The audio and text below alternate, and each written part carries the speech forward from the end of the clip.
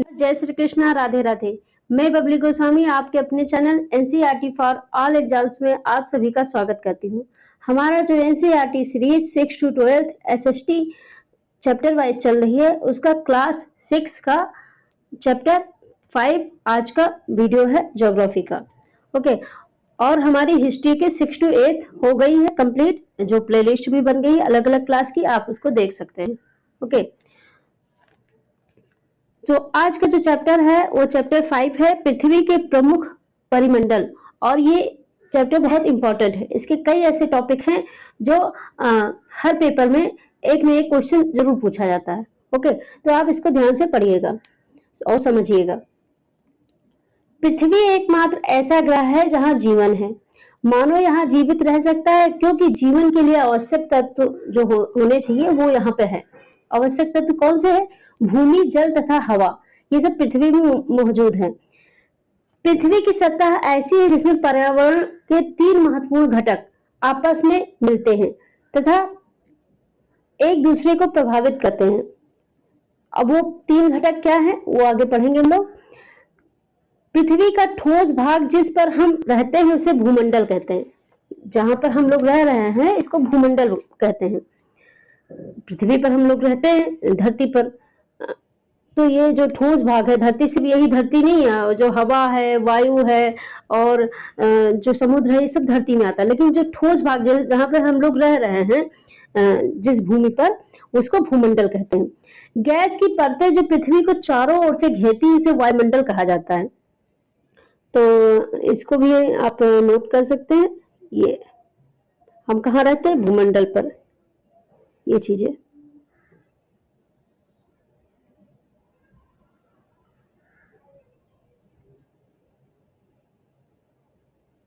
Okay, आगे बढ़ते हैं। जहां ऑक्सीजन, नाइट्रोजन, ये गैसों के नाम याद रखना, वायुमंडल कहा जाता है। गैसों की परतें हैं पृथ्वी के चारों ओर, और कौन सी गैस है? ऑक्सीजन, और जिस क्रम में बोल रहे हैं उसी क्रम में है। ऑक्सीजन, नाइट्रोजन, कार्बन डाइऑक्साइड तथा दूसरी गैसें पाई जाती हैं। पृथ्वी के बहुत बड़े भाग पर जल पाया जाता है जिसे जलमंडल कहा जाता है। कितने भाग पाया जाता है, नाइट्रोजन और ऑक्सीजन कितने % है, ये हम लोग आगे पढ़ेंगे। ओके, पृथ्वी के बहुत बड़े भाग पर जल पाया जाता है जिसे जलमंडल कहा जाता है। 71% जल है पृथ्वी पर। ओके, आगे बढ़ते हैं। जलमंडल में जल की सभी अवस्थाएं, जैसे जल की कितने टाइप की अवस्थाएं होती है? 3 होती है, बर्फ, जल तथा जलवाष्प सम्मिलित है। तो जलमंडल बोल दिया गया तो ये नहीं कि नदियों की बात हो रही, जो पहाड़ी है, बर्फ है, वो सब की बात हो रही है। जीवमंडल एक सीमित क्षेत्र है जहां स्थल, जल एवं हवा एक साथ मिलते हैं, जहां सभी प्रकार के जीवन पाए जाते हैं। तो जीवमंडल बहुत ही सीमित क्षेत्र है जहाँ पे ये सब, क्योंकि 3 चीजें जहां मिलेगी वहां पे जीवन रहेगा। भूमंडल पढ़ते हैं, जो अभी हम लोगों ने पढ़ा भूमंडल क्या होता है। पृथ्वी के ठोस भाग को भूमंडल कहा जाता है। यह भू परपटी की चट्टानों तथा मिट्टी की पतली परतों का बना होता है। ऊपर से जो पृथ्वी है एक पतली परत मिट्टी की है, नीचे तक मिट्टी नहीं है, जिसमें जीवों के लिए पोषक तत्व पाए जाते हैं। इसी मिट्टी पर जीवों के लिए पोषक तत्व भी हैं। पृथ्वी की सतह को 2 मुख्य भागों में बांटा जा सकता है। अब पृथ्वी को भी 2 भागों में बांटा गया है। बड़े भूस्थलीय भूभागों को महाद्वीपों के नाम से जाना जाता है। जो बड़े भूस्थल हैं वो महाद्वीपों के नाम से जाना जाता है। जैसे 7 महाद्वीप हैं, हम भारतीय एशिया महाद्वीप में रहते हैं। तथा बड़े जलाशयों को महासागरीय बेसिन में से बांटा गया है। अब जो भूमि है उसको भी 2 भागों में बांट दिया गया। जो भूमि, जो स्थल है जहाँ पे जीवन रहना आसान है, जीवन रहती है, वो उन चीजों को बोल दिया गया महाद्वीप, और जहाँ पानी ही पानी है उनको बोल दिया गया महासागरीय बेसिन। तो ये वैसे समझ लेना ही काफी है, लेकिन अंडरलाइन कर लो ताकि इसको आप नोट्स बनाए तो उसमें लिख लें, और बना ले तो बहुत अच्छा, वरना हमारा व्हाट्सएप नंबर रिफ्लेक्ट हो रहा होगा, उस पर आप संपर्क करके नोट्स ले सकते हैं बहुत मामूली फीस पर। ओके, तो चित्र देख लेते हैं हम। ताकि ज्यादा समझ में आए। ये देखिए चित्र, आप इसको थोड़ा सा और जूम करके भी देख सकते हैं। ये देखिए, ये सारे एरिया जो है, जो नीला है वो पानी है, ये सब पानी पानी। और ये एशिया, ये है अफ्रीका, ऑस्ट्रेलिया, ये सब चीज, ये महाद्वीप है। जहाँ स्थल ठोस स्थल था उसको महाद्वीप बोल दिया गया, और जहाँ जल ही जल था उसको महासागरीय बोल दिया गया, महासागरीय बेसिन। आगे बढ़ते हैं।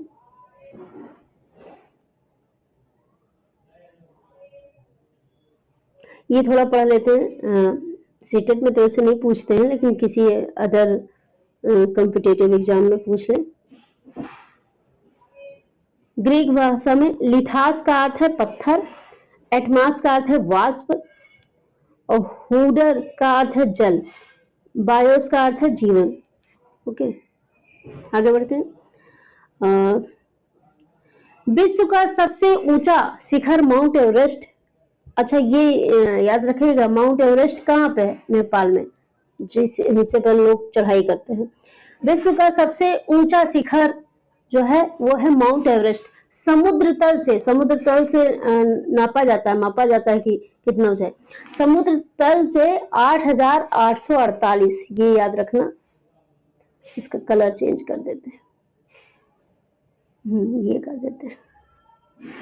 8,000, विश्व का सबसे ऊंचा शिखर माउंट एवरेस्ट समुद्र तल से। कई बार पूछ लिया जाता है समुद्र तल से कितना है, ये कहाँ से, भूमि से कितना है, तो वैसे समुद्र तल से ही पूछा जाएगा। तो 8,848 मीटर ऊंचा है। विश्व का सबसे गहरा प्रशांत महासागर का मेरियाना गर्त है। विश्व का जो सबसे गहरा गर्त है, यानी गर्त उसे कहते हैं जो धंसा हुआ होता है जो हिस्सा। तो विश्व का सबसे गहरा जो गर्त है, मेरियाना गर्त नाम है उसका, और वो है प्रशांत महासागर में, जिसका गहराई कितना है? 11,022 मीटर। 11,022 मीटर। समुद्र की गहराई पृथ्वी के सबसे ऊंचे भाग से कितनी अधिक हो सकती है? ये पूछा गया है क्वेश्चन। समुद्र की जो गहराई है, समुद्र की गहराई पृथ्वी के सबसे ऊंचे भाग से कितनी अधिक हो सकती है? ये क्वेश्चन है जो आप कमेंट में करना। ये हम लोग पढ़ लेते हैं। ये जीएस से जुड़ा क्वेश्चन है। न्यूजीलैंड के एडमंड हिलेरी तथा भारत के तेंजिंग नोर्गे शेरपा 19 मई 1953 को पृथ्वी के सबसे ऊंचे शिखर माउंट एवरेस्ट पर चढ़ने वाले पहले व्यक्ति थे। अच्छा, एडमंड हिलेरी का नाम और भारत के भी गए थे, तो इन्हीं का नाम पहले में क्यों रखा जाता है? क्योंकि सबसे पहला कदम की भी बात, दोनों पहुंचे साथ में, लेकिन सबसे पहला कदम जो रखा वो एडमंड हिलेरी ने रखा था, इसलिए सबसे पहला व्यक्ति जो है वो एडमंड हिलेरी को माना जाता है कि वो सबसे पहले माउंट एवरेस्ट पर चढ़े थे। तो और ये कब था? 1953, 19 मई 1953। डेट याद रहे ना, सन याद रहे तो ज्यादा ठीक है। आगे बढ़ते हैं। अब महाद्वीप, अभी हम लोगों ने पढ़ लिया कि इस भूमि को, इस पृथ्वी को दो भागों में बांट दिया गया, महाद्वीप और महासागर बेसिन। तो पृथ्वी, तो महाद्वीप में 7 प्रमुख महाद्वीप हैं। ये विस्तृत जल राशि के द्वारा एक दूसरे से अलग है, जलों के द्वारा एक दूसरे से अलग है। जल बहती है वो एरिया कुछ नाम दे दिया गया, दूसरे को कुछ कटे हुए हैं, जो आप यहाँ पे इस मैप में, जो बहुत सही, एनसीईआरटी का ही मैप लेना जब पढ़ना तो उनका बहुत सही रहता है। ये देखिए, देखिए यहाँ से पानी भर गया, पानी भरा, यहाँ से कट गया, यहाँ गया पानी, यहाँ जितना जितना छोड़ता गया वो सारी भूमि जो है महाद्वीप का नाम दे दिया गया। आगे बढ़ते हैं। तो ये इन महाद्वीपों के नाम याद रखना: एशिया, यूरोप, अफ्रीका, उत्तर अमेरिका, दक्षिण अमेरिका, ऑस्ट्रेलिया और अंटार्कटिका।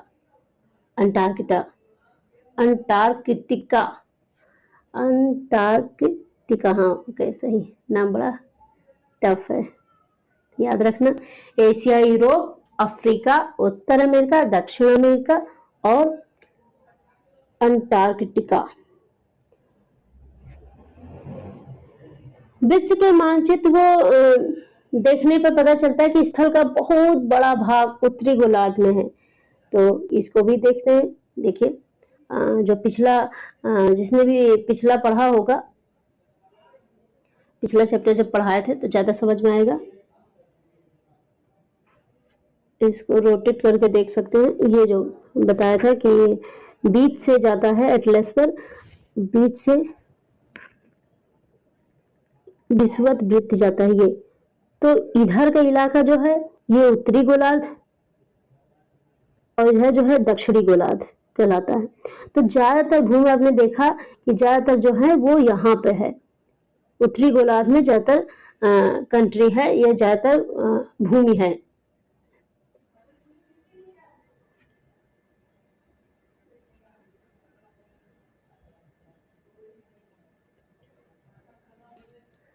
एशिया विश्व का सबसे बड़ा महाद्वीप है जहां हम लोग रहते हैं। एशिया यह पृथ्वी के कुल क्षेत्रफल के 1/3 भाग में फैला है। ये याद रखना, चीजें याद रखने की कोशिश करें, वो ज्यादा सब चीजें कहाँ लिखे। यह महाद्वीप पूर्वी गोलार्ध में स्थित है। जैसे ये गोला है, ये ग्लोब है, उसमें इस पूर्वी साइड में जो है एशिया है। यह पूर्वी गोलार्ध में स्थित है। कर्क रेखा इस महाद्वीप से होकर गुजरती है। कर्क रेखा गुजरती है, मकर नहीं, सिर्फ कर्क रेखा। कर्क और मकर ये रेखा जो है अफ्रीका से होकर गुजरती है, जो अभी हम लोग पढ़ेंगे। तो सिर्फ कर्क रेखा एशिया से होकर गुजरती है। एशिया के पश्चिम में यूराल पर्वत है जो यूरोप से अलग करता है। यहीं पे यूराल पर्वत एक है ऐसे जो यूरोप से अलग करता है। अभी बार बार चित्र देखे तो जाना पड़ेगा, चित्र आप मैप लेकर फिर इसको पढ़िएगा तो ज्यादा और अच्छा रहेगा। ओके, तो यहाँ पे यूराल पर्वत है, बस यहीं से हिस्सा अलग हो गया, वो यूरोप कहलाता है। यूरोप एवं एशिया के संयुक्त भूभाग को यूरेशिया यानी यूरोप प्लस एशिया कहा जाता है।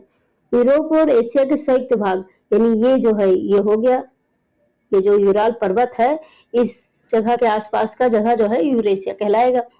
यूरेशिया एशिया से बहुत छोटा है।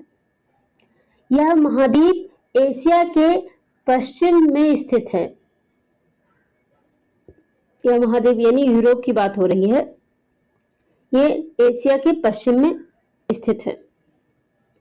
आर्कटिक वृत्त इससे होकर गुजरता है। यह 3 तरफ से जल से घिरा है। अब हम लोग देख लेते हैं मैप पर। ये देखिए, ये है आर्कटिक महासागर यहाँ पे, और ये 3 तरफ से समुद्र से घिरा। देखिए 3 तरफ से।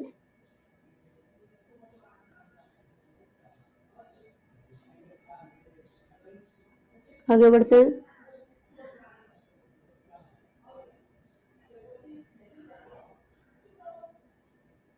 तीनों तरफ से जल से घिरा है। अफ्रीका एशिया के बाद विश्व का दूसरा सबसे बड़ा महाद्वीप है। अफ्रीका एशिया के बाद जो है विश्व का दूसरा सबसे बड़ा महाद्वीप है। ये क्रम भी याद करते जाना, एशिया फिर अफ्रीका। विषुवत वृत्त जो 0 डिग्री अक्षांश पर रहता है इस महाद्वीप के लगभग मध्य भाग से होकर गुजरती है। चलिए दिखा देते हैं। ये देखिए, ये देखिए विषुवत वृत्त लगभग अफ्रीका का देखिए, ये देखिए बिल्कुल मध्य भाग में, लगभग मध्य भाग में होकर ये विषुवत वृत्त गुजर रही है। और यहाँ पे मकर रेखा और कर्क रेखा 2 चीज गुजर रही। मकर, कर्क, विषुवत वृत्त ऐसे 3 चीजें गुजर रही हैं अफ्रीका से। और एक नील नदी है सबसे बड़ी नदी। तो अफ्रीका का बहुत बड़ा भाग उत्तरी गोलार्ध में स्थित है, लेकिन थोड़ा हिस्सा जो है वो दक्षिण गोलार्ध में स्थित है। तो 3 रेखाएं गुजरती हैं, कर्क, विषुवत, मकर, जो भी मैंने बताया था ये इसमें भी है। तो ये चीजें अंडरलाइन कर देते हैं, ये आप लिख लीजिएगा।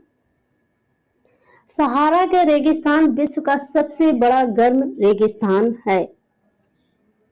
सबसे बड़ा गर्म रेगिस्तान है, रेगिस्तान मतलब बालू ही बालू बालू, जो कि अफ्रीका में स्थित है। तो सहारा रेगिस्तान कहाँ है? अफ्रीका में। यह महाद्वीप चारों तरफ से समुद्रों एवं महासागरों से घिरा है। अफ्रीका जो है वो चारों तरफ से समुद्रों एवं महासागरों से घिरा है। तो 4 तरफ से घिरा है, याद रखना, चारों तरफ से।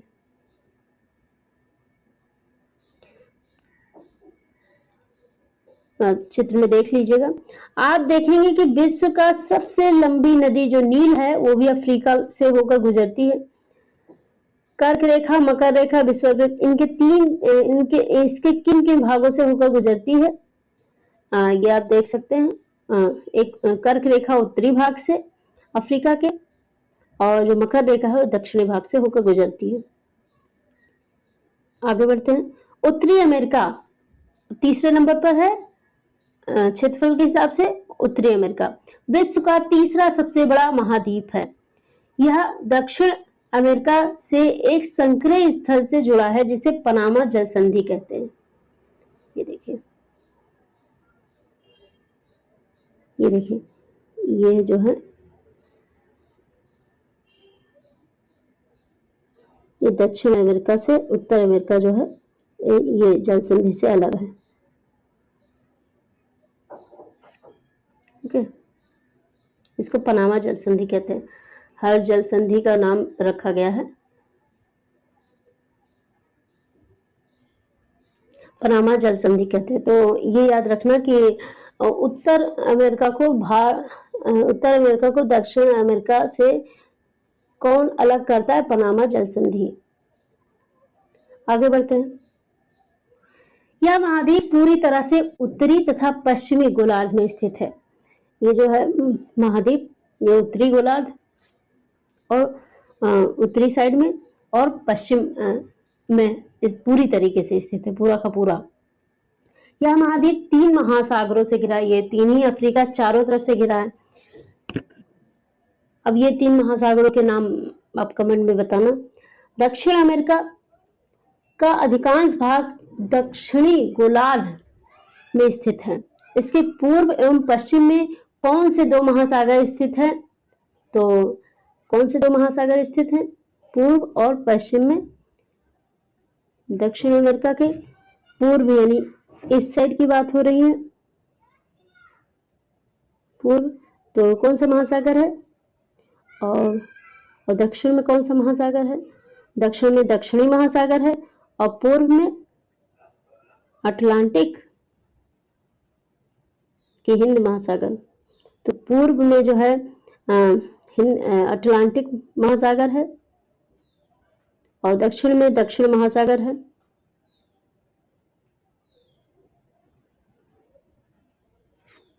ये हो गया।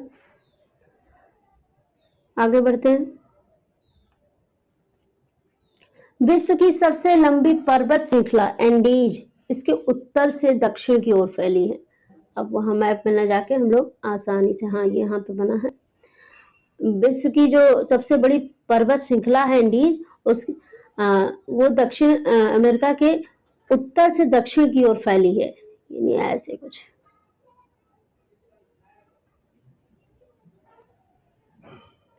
ऑस्ट्रेलिया विश्व का सबसे छोटा महाद्वीप है। तो सबसे बड़ा, सबसे छोटा, 2 चीज तो जरूर याद रखना।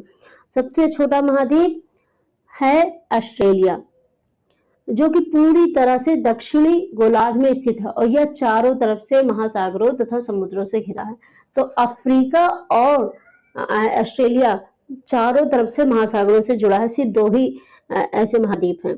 इसे द्वीपीय महाद्वीप कहा जाता है। जो ऑस्ट्रेलिया है इसको द्वीपीय महाद्वीप कहा जाता है। अंटार्कटिका अच्छा, जल संधि और स्थल संधि क्या होता है ये पढ़ लेते हैं। स्थल संधि, स्थल का एक संकरा भाग, संकरा मतलब जो सही से स्थल भी नहीं है, आधा पानी आधा स्थल आधा पानी, संकरा भाग होता है जो दो बड़े स्थलीय भागों को एक दूसरे से जोड़ता है, उसे स्थल संधि कहते हैं। जल संधि पानी का संकरा भाग होता है जो दो बड़ी जल राशि जैसे समुद्रों तथा महासागरों को एक दूसरे से जोड़ता है, उसे जल संधि कहते हैं। अच्छा, भारत और श्रीलंका के बीच स्थित जो जल संधि है वो क्या है, ये आप कमेंट करके बताइएगा। कुछ होमवर्क भी होना चाहिए। ओके। अंटार्कटिका एक बहुत बड़ा महाद्वीप है, बहुत बड़ा महाद्वीप है, लेकिन क्या वजह है जो इसका नाम नहीं है, तो पढ़ते हैं। जो कि दक्षिणी गोलार्ध में स्थित है। दक्षिण ध्रुव इस महाद्वीप के मध्य में स्थित है।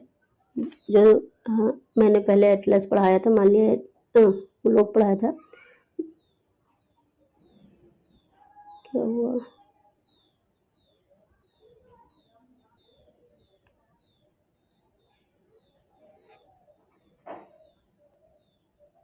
ये ग्लोब है, तो ये उत्तरी गोलार्ध, ये दक्षिणी गोलार्ध में ये स्थित है अंटार्कटिका। अंटार्कटिका जो है इस एरिया में इधर स्थित है। और दक्षिणी ध्रुव की तरफ, दक्षिणी पॉइंट की बात होती है, दक्षिणी दक्षिणी ध्रुव यानी केंद्र की बात हो रही है, तो दक्षिण का जो केंद्र है उधर है और इधर उत्तर है, तो यहाँ पे अंटार्कटिका है। दक्षिण ध्रुव इस महाद्वीप के मध्य में स्थित है, तो ये जो अंटार्कटिका है इसके बीच में ये दक्षिण ध्रुव स्थित है। चूंकि यह दक्षिण ध्रुव क्षेत्र में स्थित है, इसलिए यह हमेशा मोटी बर्फ की परतों से ढका रहता है, यानी बहुत ज्यादा यहाँ ठंडा रहता है। यहाँ किसी भी प्रकार का स्थायी मानव निवास नहीं हो सकता है। बहुत से देशों के शोध केंद्र यहाँ पे स्थित हैं। भारत के भी शोध संस्थान यहाँ हैं, इनके नाम क्या है ये याद रखिएगा, मैत्री तथा भारती। यहाँ पे कई देशों के शोध केंद्र बनाए गए हैं। कोई मानव या कोई जीव नहीं रह सकता यहाँ पे, इतना ठंड रहता है। अब अगला टॉपिक है जलमंडल। ये सारे जो टॉपिक हैं सब बहुत इंपॉर्टेंट है। इसमें से पक्का 1 से 2 क्वेश्चन जरूर आएंगे और हर कॉम्पिटिटिव एग्जाम में 1-1 नंबर ही बहुत जरूरी होते हैं। पृथ्वी को नीला ग्रह कहा जाता क्यों, तो ये क्वेश्चन हुआ कि क्यों कहा जाता, तो इसका सीधा सवाल है कि भारत क्योंकि जल बहुत ज्यादा है, पृथ्वी को नीला ग्रह कहा जाता है। जब आप ऊपर से जाइए, जैसे ऊपर से देखिए बहुत ऊंचे से, तो नीला ही नीला दिखता है। 71% भाग जो है वो जल है, 29% भाग स्थल है, 29% ही स्थल है। जलमंडल में जल के सभी रूप उपस्थित हैं, जो भी बताया गया था पीछे कि जल के जितने भी रूप होते हैं 3 होते हैं, तो इसमें जो है एक बताया गया, ऐसे महासागर, नदियां, झीलें, हिमनदियां, भूमिगत जल की भी बात हो रही, तथा वायुमंडल की जलवाष्प सभी सम्मिलित हैं, तब मिला के 71% जल है।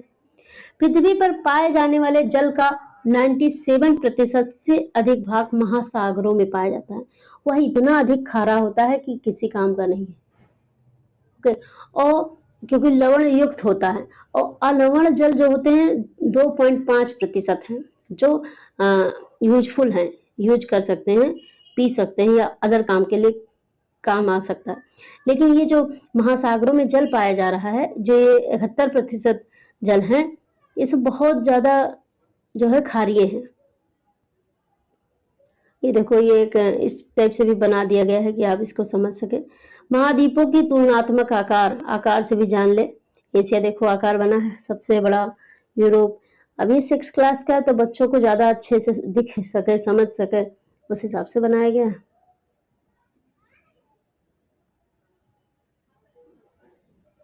आगे बढ़ते हैं। मानव के उपयोग में नहीं आ सकता क्योंकि बहुत क्षारीय होता है। शेष जल का बहुत बड़ा भाग बर्फ की परतों, हिम नदियों तथा भूमिगत जल के रूप में पाया जाता है। जल का बहुत कम भाग अलवण जल के रूप में पाया जाता है, जो मनुष्य के इस्तेमाल में आता है। यही कारण है कि नीले ग्रह में रहने के बावजूद हम पानी की कमी से जो है पानी की कमी महसूस करते हैं। अगला टॉपिक है महासागर। अब हम लोग महासागर के, अभी महाद्वीप को लेकर पढ़ लिए, अब महासागर के बारे में पढ़ेंगे।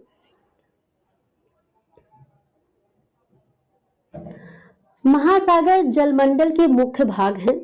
यह आपस में एक दूसरे से जुड़े हुए हैं। जो महासागर जैसे प्रशांत है, हिंद महासागर, ये सारे जो महासागर हैं वो आपस में एक दूसरे से जुड़े हुए हैं, नहीं अलग अलग हैं। जैसे स्थल मंडल है, जैसे महाद्वीप है वैसे अलग अलग नहीं, एक दूसरे से जुड़े हैं कहीं नहीं कहीं। महासागरीय जल हमेशा गतिशील रहता है।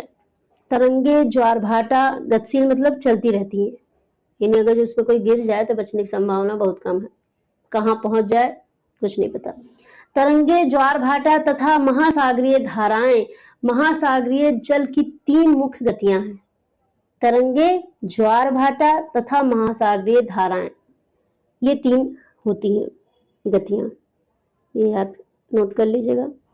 बड़े से छोटे आकार के आधार पर क्रमशः, देखो क्रम यहाँ पे लिख दिया इसलिए क्रम याद रखना। बड़े से छोटे के आकार के आधार पर क्रमशः 5 महासागर प्रमुख हैं।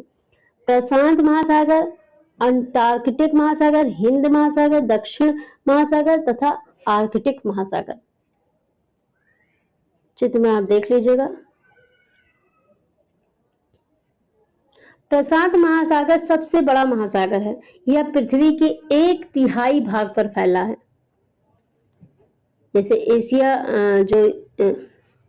जो है, जो स्थल है वो 1/3 भाग पर फैला है, वैसे प्रशांत महासागर सबसे बड़ा महासागर है। ये पृथ्वी के 1/3 भाग पर फैला है।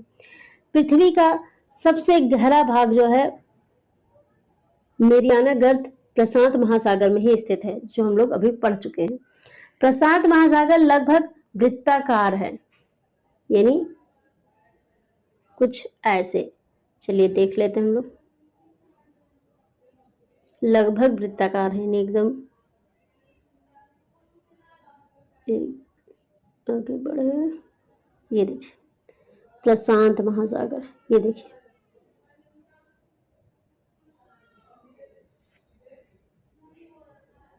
तो लगभग वृत्ताकार है। ओके, तो अगर क्वेश्चन ऐसा है कि कौन सा महासागर वृत्ताकार आकार में है, तो प्रशांत महासागर वृत्ताकार आकार में है, यह आंसर हुआ इसका।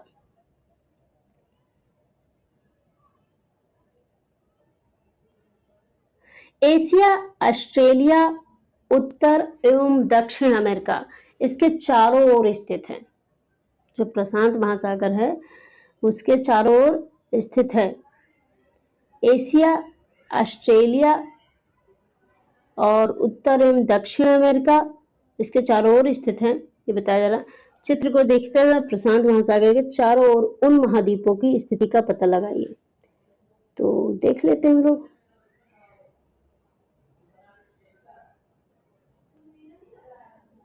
प्रशांत महासागर, ये देखिए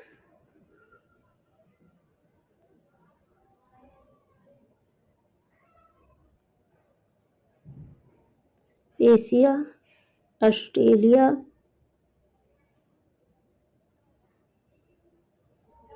महासागर कितना लंबा पूरा फैला हुआ है। आगे बढ़ते हैं।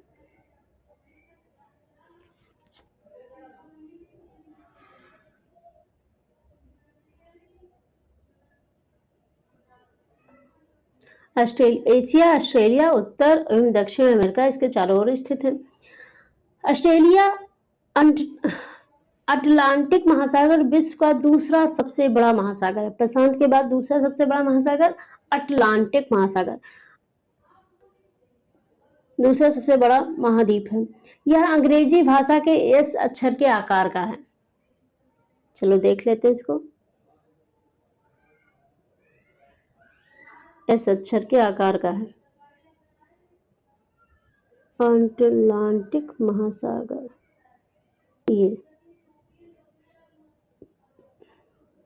ये तो एस अक्षर ये हो गया। ओके, तो ये एस अक्षर में है अटलांटिक महासागर। इसके पश्चिम किनारे पर उत्तर एवं दक्षिण अमेरिका है पश्चिम में, तथा पूर्वी किनारे पर यूरोप एंड अफ्रीका है। अटलांटिक महासागर की तट रेखा बहुत अधिक तंदूरित है। यह अनियमित एवं तंदूरित तट रेखा प्राकृतिक पोताश्रय एवं पंतनों के लिए आदर्श नहीं है। यानी ये जो है काफी क्या कहेंगे इसको, बहुत ज्यादा सख्त टाइप का इसकी तट रेखा है। व्यापार की दृष्टि से यह सबसे व्यस्त महासागर है, बहुत व्यस्त रहता है। तो ये पॉइंट याद रखना कि सबसे व्यापार की दृष्टि से सबसे व्यस्त महासागर कौन सा है, तो अटलांटिक महासागर। हिंद महासागर ही एक ऐसा महासागर है जिसका नाम किसी देश के नाम पर यानी भारत के नाम पर रखा गया। जो बताया जाता है कि भारत का नाम हिंद महासागर पर रखा गया, तो हिंदुस्तान रखा गया है, ये नहीं सही। भारत के नाम पर जो है, चूंकि उस समय पहले हिंदुस्तान बोला जाता था, हिंदुस्तान के नाम पर ही हिंद महासागर नाम पड़ा है। यानी भारत ने इस महासागर को नाम दिया है, इस महासागर ने भारत को नाम नहीं दिया हिंदुस्तान। यह महासागर लगभग त्रिभुजाकार है। ये त्रिभुजाकार है, त्रिभुजाकार मतलब क्या, लगभग की बात हो रही है, नहीं थोड़ा सा लग रहा होगा। यह महासागर त्रिभुजाकार है। इसके उत्तर में एशिया, पश्चिम में अफ्रीका और पूर्व में ऑस्ट्रेलिया स्थित है। दक्षिणी महासागर, अब दक्षिणी महासागर की बात, अंटार्कटिका महाद्वीप को चारों ओर से घेरता है। जो अंटार्कटिका महाद्वीप है, जहाँ पे इंसान नहीं रहते हैं, वहां पे उसको चारों ओर से जो है दक्षिणी महासागर घेरता है।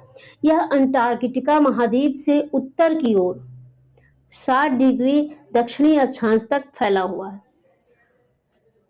आर्कटिक महासागर जो यूरोप के साइड में है, आर्कटिक महासागर उत्तर ध्रुव वृत्त में स्थित है। उत्तर की तरफ जो मैंने बताया था, ऐसे चित्र बना है, जो वृत्त है ऐसे, इधर उत्तर ध्रुव होता है। तो यहाँ पे जो है इस साइड में आर्कटिक महासागर स्थित है तथा उत्तर ध्रुव के चारों ओर फैला है पूरे में से इस सेंटर पर। यह प्रशांत महासागर से छिछले जल वाले एक संकरे भाग से जुड़ा है, जो है सही से नहीं जुड़ा है, छिछले भाग में जुड़ा हुआ है प्रशांत महासागर से, जिसे बेरिंग जल संधि के नाम से जाना जाता है। तो ये याद रखना, बेरिंग जल संधि किन दो महासागरों के बीच है, आर्कटिक महासागर और प्रशांत महासागर। यह उत्तर अमेरिका के उत्तरी तटों तथा यूरेशिया से घिरा है। यूरेशिया यानी यूरोप और एशिया से घिरा हुआ है।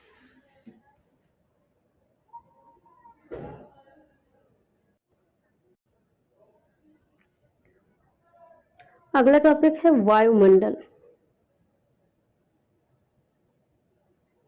हमारी पृथ्वी चारों ओर से गैस की एक परत से घिरी हुई है, जो पहले भी बताया है, जिसे वायुमंडल कहा जाता है। ये जो पृथ्वी है इसके चारों तरफ से एक गैस से घिरी हुई है। वायु की एक पतली परत इस ग्रह का महत्वपूर्ण एक अटूट भाग है। यह हमें ऐसी वायु प्रदान करती है जिससे हम लोग सांस लेते हैं। अब वो वायु की परत क्या है वो अभी हम लोग पढ़ेंगे। यह वायुमंडल हम लोगों को सूर्य की कुछ हानिकारक किरणों से बचाती है। वायुमंडल 1600 किलोमीटर की ऊंचाई तक फैला है। 1600 किलोमीटर बहुत ज्यादा हुआ। वायुमंडल को उसके घटकों, तापमान तथा अन्य कई आधारों पर उसे 5 परतों में बांटा गया है। तो वायुमंडल को 5 परतों में बांटा गया है, ये याद रखिएगा।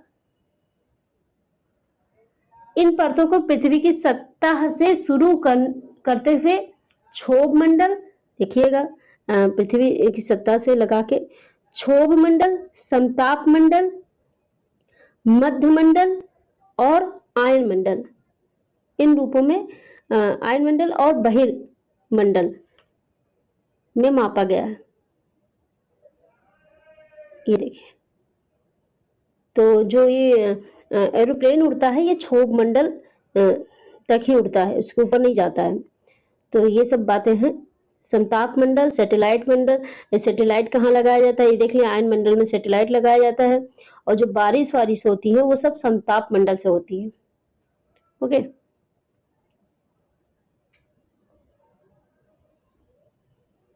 वायुमंडल मुख्यतः ऑक्सीजन एवं नाइट्रोजन का बना है, जो साफ तथा शुष्क हवा का 99% भाग है।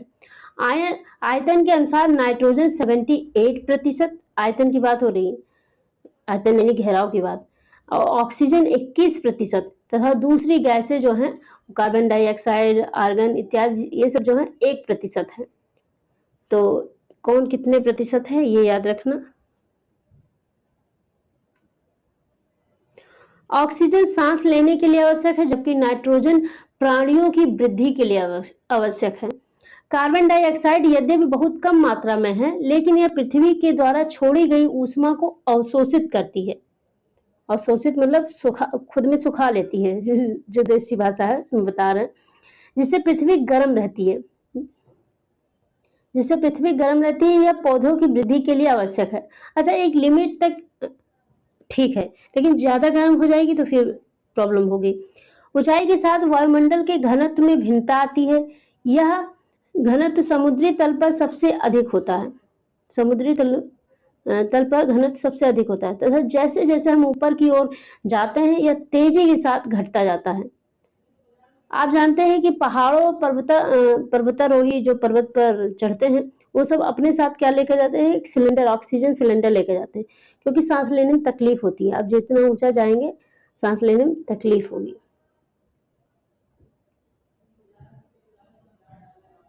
ये देख लीजिए, जलमंडल, स्थलमंडल, वायुमंडल।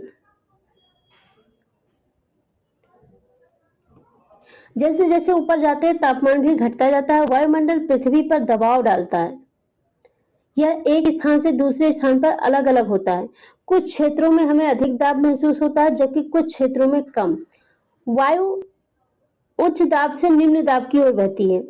जो वायु है वो उच्च दाब से निम्न दाब की ओर बहती है। ये पॉइंट याद रखना। गतिशील वायु को पवन कहा जाता है। तो हवा, पवन को हवा कह देते हैं, लेकिन जो गतिशील होते हैं, बहुत तेज चलती हैं, उनको पवन कहते हैं।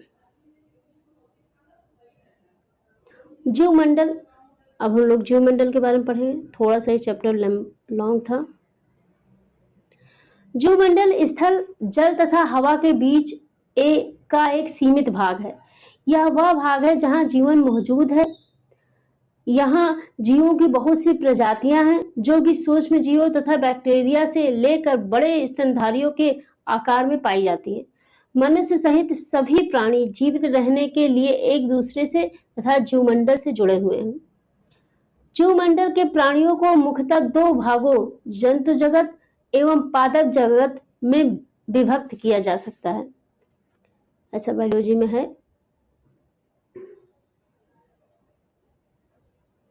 पृथ्वी के तीनों परिमंडल आपस में पारस्परिक क्रिया करते हैं तथा एक दूसरे को किसी न किसी रूप में प्रभावित करते हैं। लकड़ी तथा खेती के लिए वनों को काटा जाए तो उसमें क्या होता है, ढलुआ भाग पर मिट्टी का कटाव तेजी से होने लगता है। इसी प्रकार प्राकृतिक आपदाएं जैसे भूकंप से पृथ्वी की सतह में परिवर्तन हो जाता है। सुनामी के कारण अंडमान और निकोबार द्वीप समूह का कुछ भाग पानी में डूब गया, वही हाल ही में। झीलों तथा नदियों में दूषित पदार्थों के प्रवाहित होने से उनका जल मानव के इस्तेमाल के लायक नहीं रह गया, जबकि झीलों का पानी इस्तेमाल हो सकता था। यह जल दूसरे जीवों के लिए भी नुकसान पहुंचाता है, ऐसा नहीं कि मानव के लिए नुकसानदेह है। उद्योगों, तापीय विद्युत संयंत्रों तथा गाड़ियों का उत्सर्जित पदार्थ, यानी जो बाहर गैस निकलती है जिससे धुआं टाइप का निकलता है, उसकी बात हो रही है, प्रदर्शित होता है, प्रदूषित करता है ये सब। कार्बन डाइऑक्साइड वायु का एक महत्वपूर्ण घटक है, लेकिन कार्बन डाइऑक्साइड की मात्रा में वृद्धि के कारण बताया जा रहा है वायु में कार्बन डाइऑक्साइड की उपस्थिति होना जरूरी है, लेकिन उसकी एक लिमिट होती है। उस लिमिट से जो ऊपर होगा तो वो बहुत घातक होती है।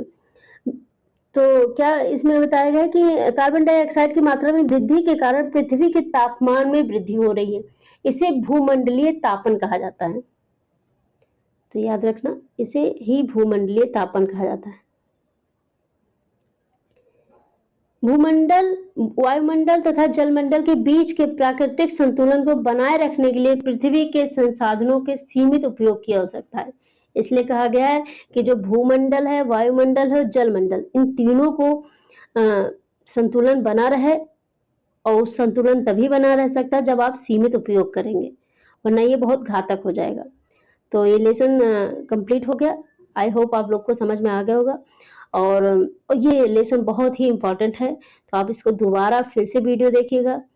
और अगर कोई पढ़ना चाहता है और नोट्स बनाता है, तो चाहता है कि हम उसमें वैसे पोस्ट लगा लगा के नोट्स बना सकते हैं आप, लेकिन फिर भी अगर जो आपको बुक पढ़नी है पीडीएफ की, तो हमारे डिस्क्रिप्शन में लिंक पड़ा हुआ है एनसीईआरटी की, उस पर जाके आप इसको पढ़ सकते हैं। ओके। और आपको नोट्स अगर लेनी है, परचेज करनी है, तो बहुत मामूली फीस पर एसएसटी की नोट्स आपको मिल जाएगी, और सीडीपी और लैंग्वेज की जो नोट्स है उसका अलग है, जो अभी हम नहीं ला रहे हैं, और वो भी मामूली फीस पर आ जाएगी। आप व्हाट्सएप नंबर जो रिफ्लेक्ट हो रहा है उस पर संपर्क करिएगा, और आपको पीडीएफ के थ्रू नोट्स मिल जाएगा। ओके, सो बाय बाय।